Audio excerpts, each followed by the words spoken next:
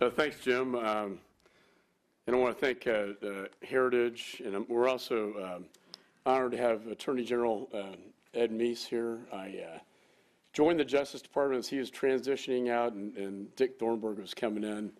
And what an honor it is to see you, sir. One thing Jim left out is I have 5 teenagers. So when it comes to Homeland Security issues, I feel like I have a lot of personal expertise on the home front. But I want to thank the Heritage Foundation for having me. I can't think of a better forum to deliver this speech. I normally don't give prepared remarks, but in this case I am. And I'm going to cover a lot of territory, but we will have a very robust Q&A, healthy discussion and dialogue about the many issues facing the nation. You just mentioned the strike yesterday, where we took out the leader of the Corazon group. That was hugely significant, one of the biggest external operations threats to the homeland and to the United States. And I commend our military for their efforts in doing that. Last week, terror did strike in the American heartland. And this was the type of event we've been worried about probably the most lately. A radicalized suspect, not on the radar screen, launching an assault here on U.S. soil, killing United States Marines and a sailor. And this individual was inspired by a hateful ideology, and he attacked soldiers who risked their lives to protect us in the name of freedom. And our hearts go out to the families and friends who were killed in Chattanooga. While our consolations cannot outweigh their loss, we can honor the memory of the victims by confronting the root of the violence we saw last week and refusing to allow complacency to follow in the wake of terror. And that is why I'm here today. I'm here to tell you that radicalism is on the rise and war is being brought to our doorsteps. If it happened in Chattanooga, it could happen anywhere, anytime. And I agree with British Prime Minister David Cameron, who said this week that we faced a struggle of our generation. A deceitful and perverted brand of Islam is expanding globally and at a great cost to the free world. And we need to act decisively to defeat it. First, I'll talk this morning about how this new age of terror has altered the security landscape on the home front and spread rapidly throughout our communities. Then I will address the second front in our struggle with extremists overseas and how important it is for us to take the fight to the enemy and challenge its ideological core. But first, I'm disappointed to announce that I believe we are losing on both fronts in this war against Islamist terror. Our enemies have the momentum, and they have thrown us off balance. The numbers don't lie. Last year was the deadliest year on record for global terrorism, with attacks rising by 35% over the previous year and terror deaths worldwide nearly doubling. The motive power behind the terror surge is the rise of ISIS and its affiliates, as well as al-Qaeda's persistence. And by any measure, we have failed to turn the tide against them. Their global recruitment has soared, their territory held or expanded, and the number of plots against us has spiked. The pace is so staggering that I directed my committee staff to begin issuing a monthly terror threat snapshot, cataloging the rise in extremist activity. Since the president declared ISIS to be the JV team of terror early last year, the group has inspired or directed more than 50 terrorist plots against the West. ISIS also went from a single terrorist sanctuary to having a direct presence or affiliates in 18 countries. The group's rapid rise has inspired more than 25,000 citizens from at least 100 countries to flock to Syria as foreign fighters, a figure that has tripled since last July. And officials now estimate that more than 250 Americans have sought to join or succeeded in joining extremists in Syria. Terrorist groups have succeeded in spreading their influence because they have evolved. Gone are the days of bin Laden where extremists plotted through couriers and caves. We are now seeing a new generation of terrorists radicalizing and recruiting online across borders. Americans are especially concerned that we are losing on the home front, where groups like ISIS have started to permeate our society with terrifying speed. There are people right here in our country intent on striking from within, captivated by an evil and twisted ideology that drives vulnerable minds into unconscionable acts of violence and hate. We have seen more than a dozen ISIS-linked terror plots in the United States, including recently thwarted plans to set off pipe bombs on Capitol Hill, behead law enforcement officers, conduct mass shootings, detonate bombs at New York City landmarks, and live stream a murderous rampage at a college campus.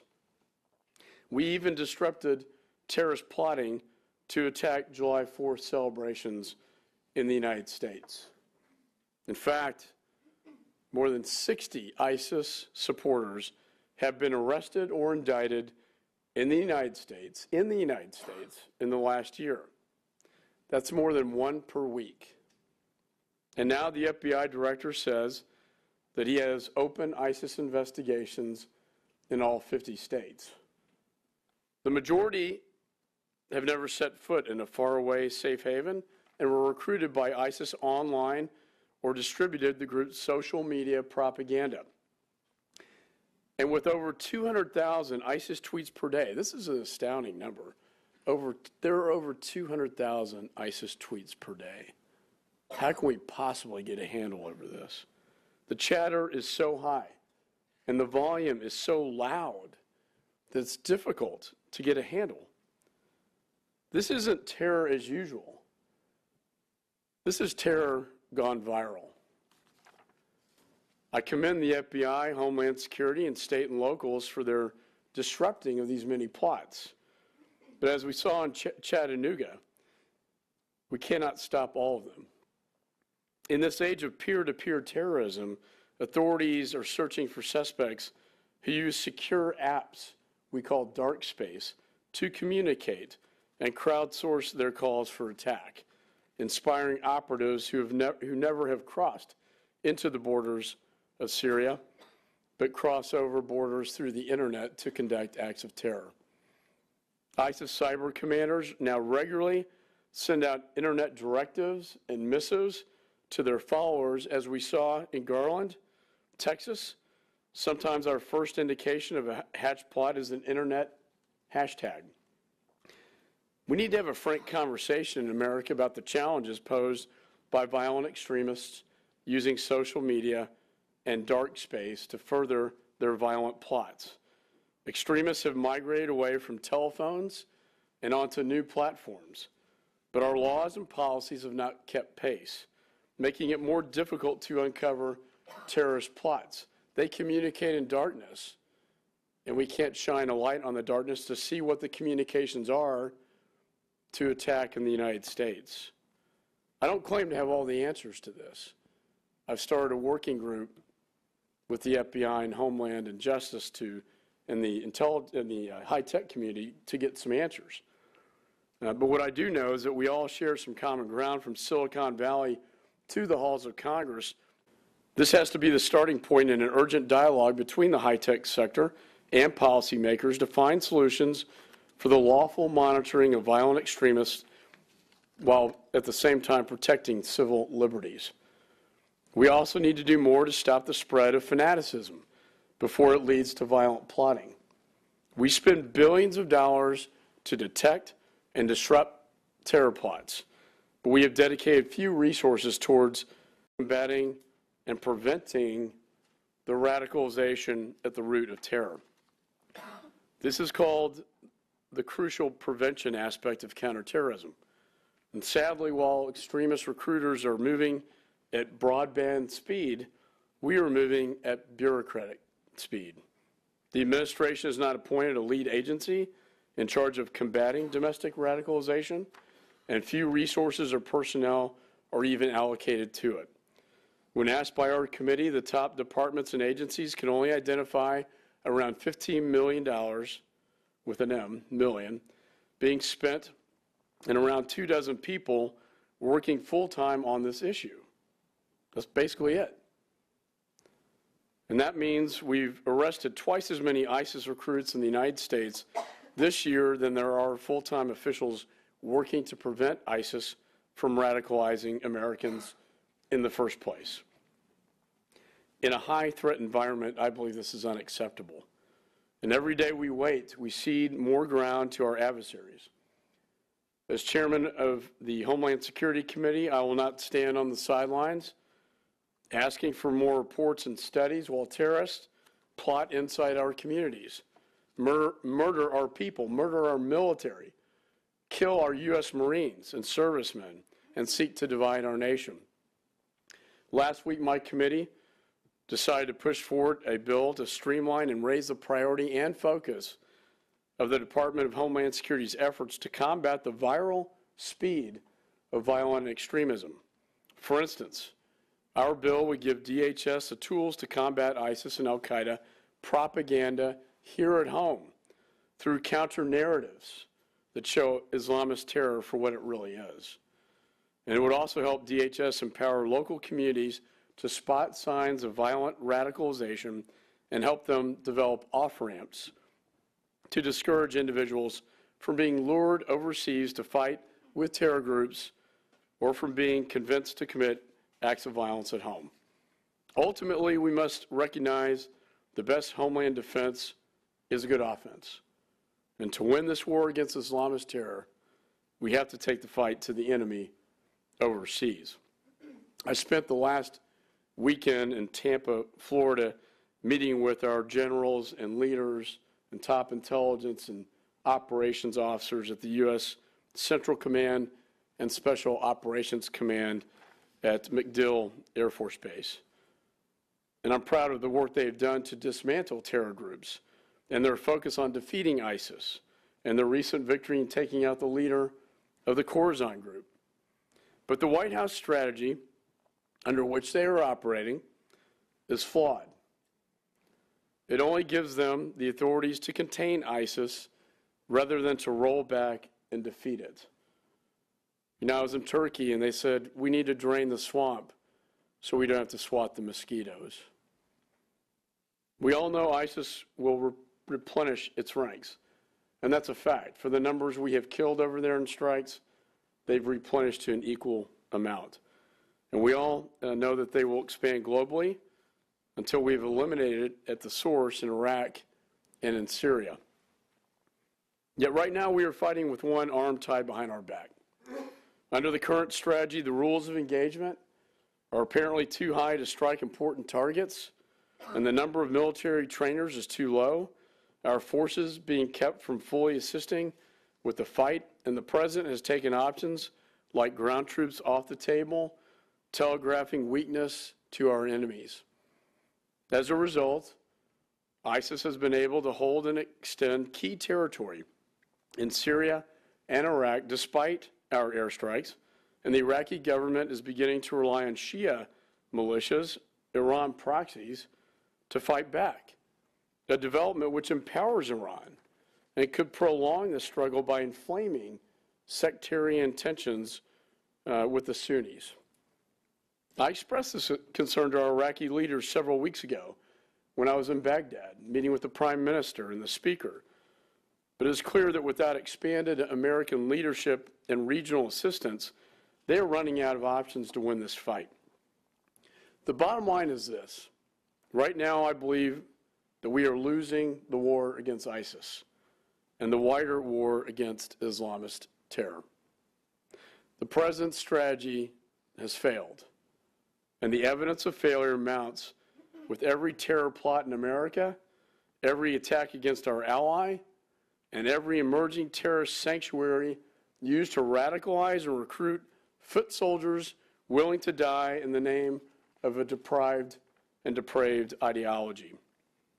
The time has come to overhaul our counter-ISIS strategy, and it is time for the President to level with the American people about what the threat really is and about what is needed to win this generation-long war with radical Islamists. So today I want to outline a basic framework for both, starting with the campaign against ISIS. We must take immediate steps to strengthen our efforts, including increasing the number of U.S. military trainers in Iraq and expanding partner participation. By bolstering the air campaign through forward air controllers, close air support, and easing the rules of engagement beyond zero collateral damage, authorizing American military personnel to accompany and assist the Iraqis in combat, including ramping up the number of special operation forces, and accelerating the delivery of weapons to Kurdish Peshmerga forces and Sunni tribes.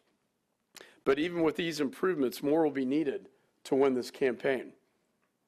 The President's Iraq First strategy has left us with a credible ground force to fight ISIS. Has left us without a credible ground force to fight ISIS in its main stronghold in Syria.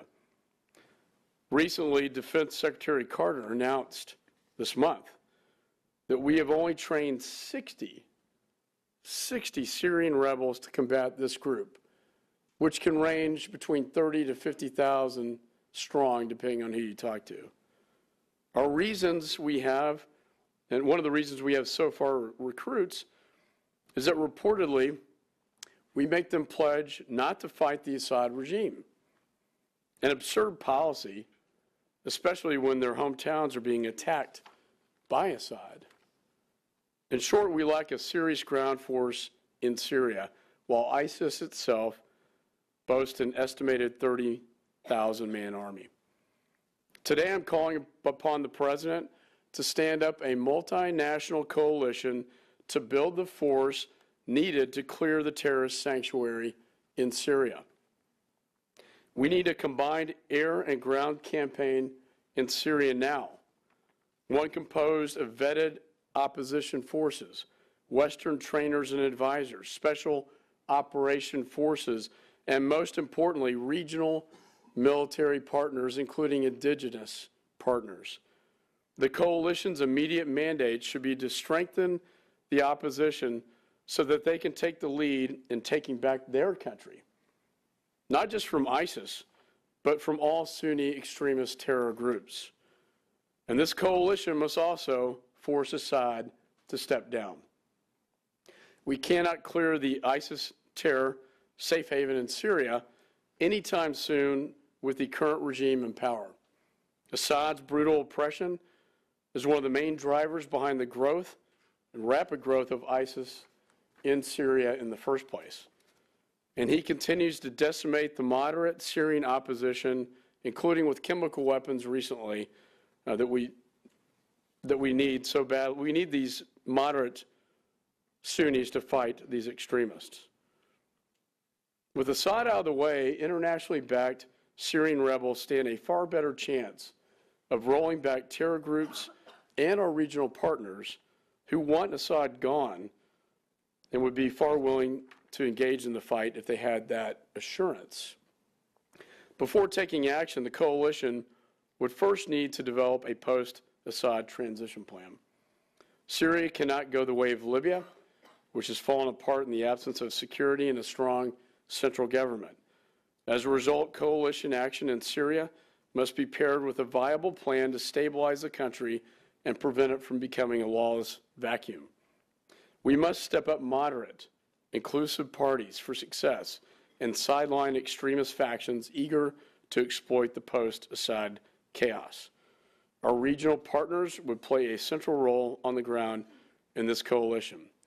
I've spoken with Syria's neighbors on many delegation trips, both in Turkey and Saudi and in Jordan and other allies who are willing to put forward these resources, willing to put forward combat troops on the ground.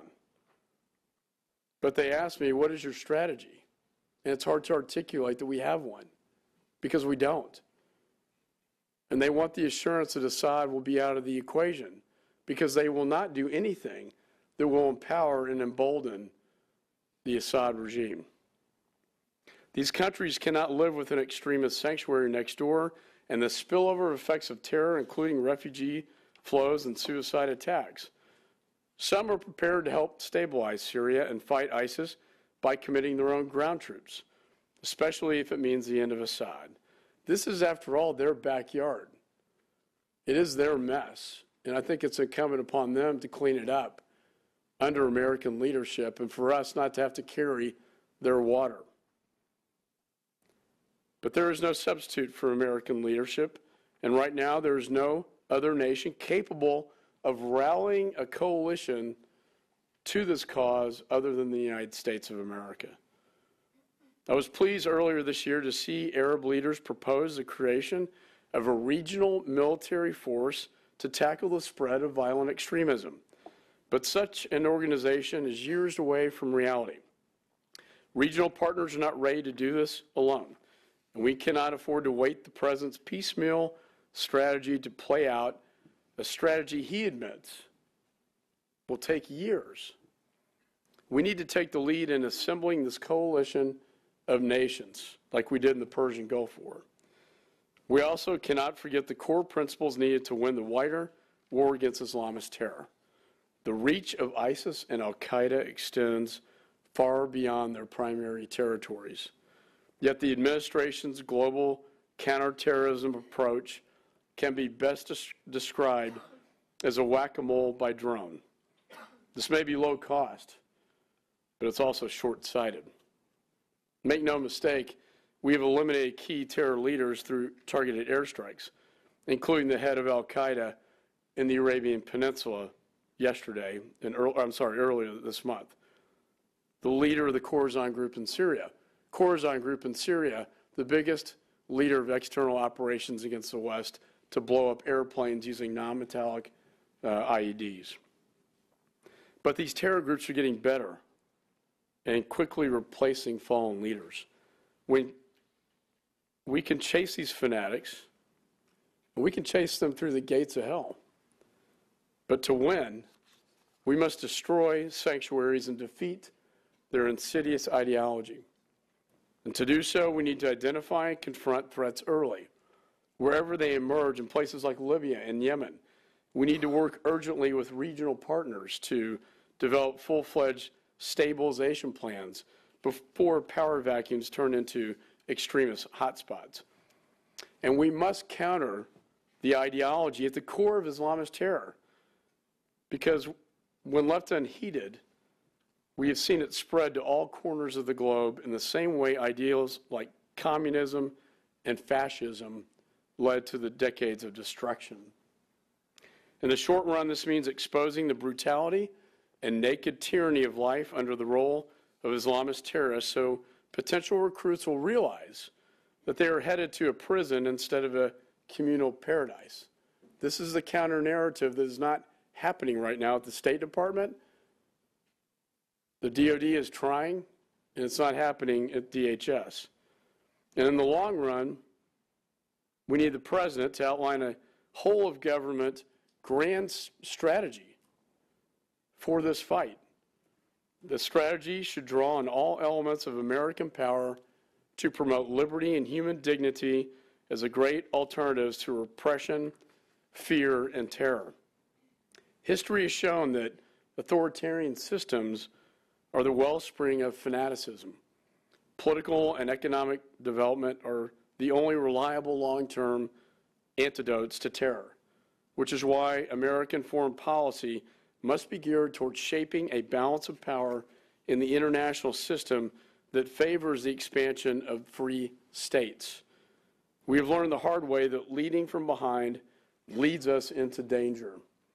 Indeed, weakness invites aggression, as Churchill talked about, and leads us to face more enemies in our city streets rather than on the battlefield overseas. I do believe we are in for a generational struggle. as Prime Minister Cameron talked about. But I have confidence that our country will prevail. Our ideas prevail. Every time we witness events like we saw in Chattanooga, Americans vow not to be intimidated or coerced by violence. And we send a clear message to fanatics. If you try to bring terror to our shores, we will bring justice to yours. That is the resolve of the American people, and our resolve will propel us to eventual victory in this war against Islamist terror. Thank you very much.